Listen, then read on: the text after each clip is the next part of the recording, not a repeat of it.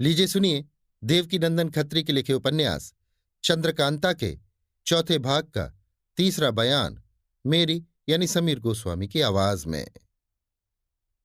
ये तो मालूम हुआ कि कुमारी चंद्रकांता जीती है, मगर कहाँ है और उस खोह में से क्यों कर निकल गई? वन कन्या कौन है? योगी जी कहाँ से आए? तेज सिंह को उन्होंने क्या दिखाया? इत्यादि बातों को सोचते और ख्याल दौड़ाते कुमार ने सुबह कर दी। एक घड़ी भी नींद न आई। अभी सबेरा नहीं हुआ था कि पलंग से उतर जल्दी के मारे खुद तेज सिंह के डेरे में गए। वे अभी तक सोए थे, उन्हें जगाया। तेज सिंह ने उठकर कुमार को सलाम किया। जी में तो समझ ही गए थे कि वही बात पूछने के लिए कुमार बेताब है और इसी से इन्होंने आकर मुझे इतनी जल्दी उठाया है, मगर फिर भी पूछा, कहिए क्या है जो इतने सवेरे आप उठे हैं?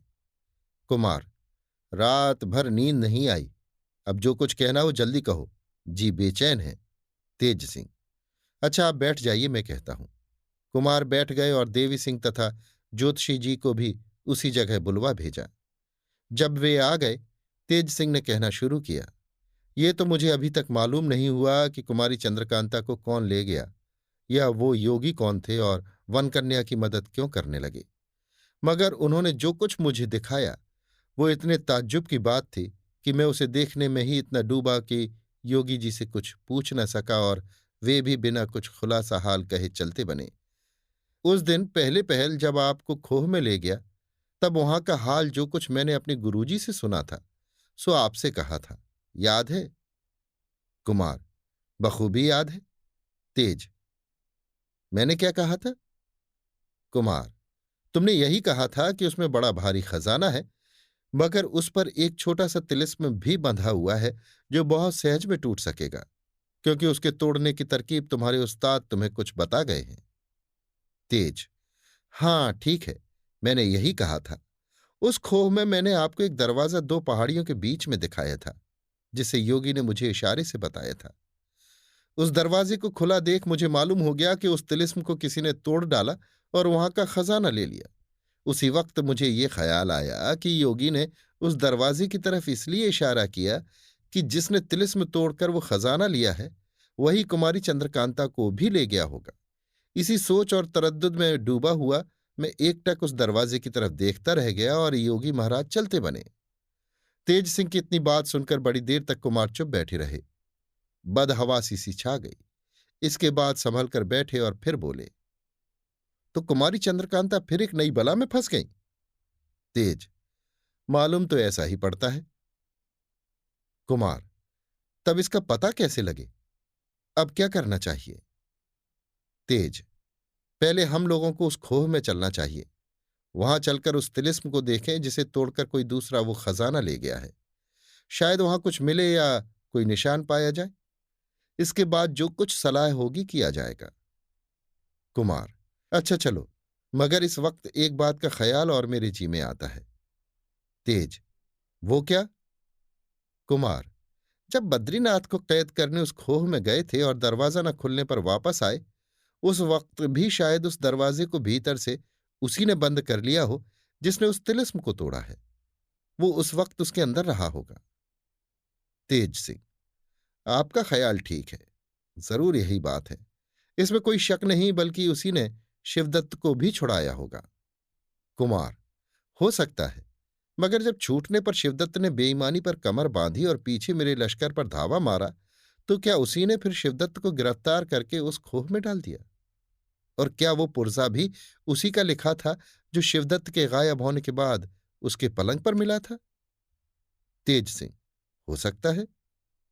कुमार, तो इससे मालूम होता है कि वो हमारा दोस्त भी है, मगर दोस्त है तो फिर कुमारी को क्यों ले गया? तेज सिंह, इसका जवाब देना मुश्किल है। कुछ अक्ल काम नहीं करती। सिवाय इसके शिवदत्त के छूटने के बाद भी तो आपको उस खोह में जाने का मौका पड़ा था और हम लोग भी आपको खोजते हुए उस खोह में पहुंचे। उस वक्त चपला ने तो नहीं कहा कि इस खोह में कोई आया था जिसने शिवदत्त को एक दफे छुड़ा के फिर कैद कर दिया। उसने इसका कोई जिक्र नहीं किया, बल्कि उसने तो कहा था कि हम शिवदत्त को बराबर इसी खोह में देखते हैं। ना उसने और कोई खौफ की बात बताई। कुमार, मामला तो बहुत ही पेचीदा मालूम पड़ता है, मगर तुम भी कुछ गलती कर गए। तेज सिंह, मैंने क्या गलती की? कुमार: कल योगी ने दीवार से निकलकर मुझे कूदने से रोका। इसके बाद जमीन पर लात मारी और वहां की जमीन फट गई और वन कन्या निकल आई। तो योगी कोई देवता तो थे ही नहीं कि लात मार के जमीन फाड़ डालते। जरूर वहां जमीन के अंदर कोई तरकीब है। तुम्हें भी मुनासिब था कि उसी तरह लात मारकर देखते कि जमीन फटती है या नहीं। तेज सिंह: ये आपने बहुत ठीक कहा। तो अब क्या करें? कुमार: आज फिर चलो, शायद कुछ काम निकल जाए। अभी खोह में जाने की क्या जरूरत है? तेज सिंह: ठीक है, चलिए। आज फिर कुमार और तीनों अय्यार उस तिलिस्म में गए। मामूली राह से घूमते हुए उसी दालान में पहुंचे जहां योगी निकले थे। जाकर देखा तो वे दोनों सड़ी और जानवरों की खाई हुई लाशें वहां न थीं। जमीन धोई धोई साफ मालूम पड़ती थी। थोड़ी देर तक ताज्जुब में भरे ये लोग खड़े रहे। इसके बाद तेज सिंह ने गौर करके उसी जगह जोर से लात मारी जहां योगी ने लात मारी थी। फौरन उसी जगह से जमीन फट गई और नीचे उतरने के लिए छोटी छोटी सीढ़ियां नजर पड़ीं। खुशी खुशी ये चारों आदमी नीचे उतरे। वहां एक अंधेरी कोठरी में घूम घूम कर इन लोगों को कोई दूसरा दरवाजा खोजना पड़ा, मगर पता न लगा। लाचार होकर फिर बाहर निकल आए, लेकिन वो फटी हुई जमीन फिर न जुड़ी, उसी तरह खुली रह गई। तेज सिंह ने कहा, मालूम होता है कि भीतर से बंद करने की कोई तरकीब इसमें है जो हम लोगों को मालूम नहीं। खैर, जो भी हो, काम कुछ न निकला। अब बिना बाहर की राह इस खोए में आए कोई मतलब सिद्ध न होगा। चारों आदमी तिलिस्म के बाहर हुए। तेज सिंह ने ताला बंद कर दिया। एक रोज टिककर कुंवर बीरेंद्र सिंह ने फतेह सिंह सेनापति को नायब मुकर्रर करके चुनार भेज देने के बाद नौगढ़ की तरफ कूच किया और वहां पहुंचकर अपने पिता से मुलाकात की। राजा सुरेंद्र सिंह के इशारे से जीत सिंह ने रात को एकांत में तिलिस्म का हाल कुंवर बीरेंद्र सिंह से पूछा। उसके जवाब में जो कुछ ठीक ठीक हाल था कुमार ने उनसे कहा। जीत सिंह ने उसी जगह तेज सिंह को बुलवाकर कहा, तुम दोनों अय्यार कुमार को साथ लेकर खोह में जाओ और उस छोटे तिलिस्म को कुमार के हाथ से फतेह करवाओ, जिसका हाल तुम्हारे उस्ताद ने तुमसे कहा था। जो कुछ हुआ है सब इसी बीच में खुल जाएगा। लेकिन तिलिस्म फतेह करने के पहले दो काम करो। एक तो थोड़े आदमी ले जाओ और महाराज शिवदत्त को उनकी रानी समेत यहां भिजवा दो। दूसरे, जब खोह के अंदर जाना तो दरवाजा भीतर से बंद कर लेना। अब महाराज से मुलाकात करने और कुछ पूछने की जरूरत नहीं। तुम लोग इसी वक्त यहां से कूच कर जाओ और रानी के वास्ते एक डोली भी साथ लेवाते जाओ।